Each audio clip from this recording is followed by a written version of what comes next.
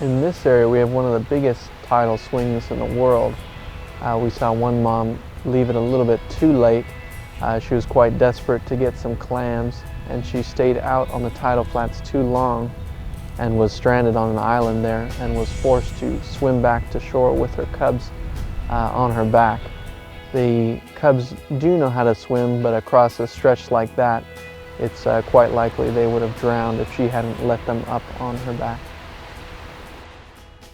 The cubs are quite nervous once they've come out of the den. Everything is new to them, from the birds to us to planes flying overhead. So it takes a couple of weeks before they can relax a little bit and get used to things outside of the den. And the mom helps a lot with that, just by showing them, that they can relax around us. That's a big part of it. And then later on, once they're more comfortable, they turn more curious, and they'll come in closer and kind of sniff you out and see what you're all about and that you pose no threat to them. The cubs will stay with their mom for about 2.5 years, and at the end of that 2.5 years in the spring, the mom will kick them out and they'll be on their own, kind of going from the top of the pecking order straight to the bottom in the bear world. So they're getting chased around by other bears, and they're quite frantic because they don't have the protection of their mother. So they're just figuring everything out on their own, from clamming just to staying safe from other bears. And now that this mom has kind of kicked out her cubs, she's gone back to mate with another male and hopefully come out with spring cubs next year. We only see about 50% or so of the cubs actually survive through to about 4 or 5 years. Once they get past that point, they can pretty much fend for themselves, and they're on their way to becoming an adult, where hopefully they'll get usually into about their 20s.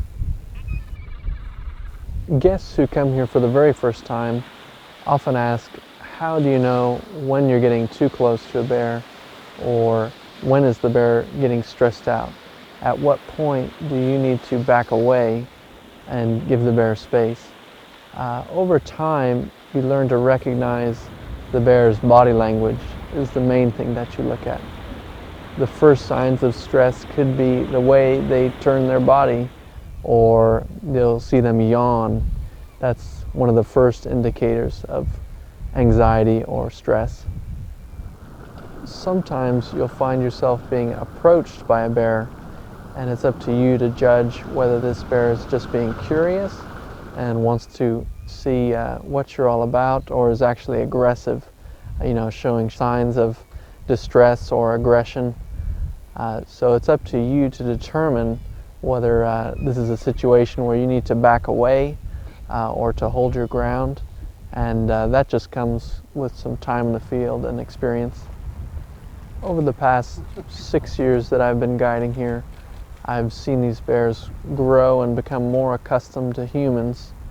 At the same time, they are wild animals, and we do treat them as such and give them the respect and space that they need, depending on the bear in that situation. This is quite a unique place in that you can approach quite closely to these bears in the wild. They're not alarmed. They've grown up with humans around, and really just makes for a great opportunity to experience these bears up close. The moms with cubs, even some of the males will let you get close, and just makes for a really awesome experience.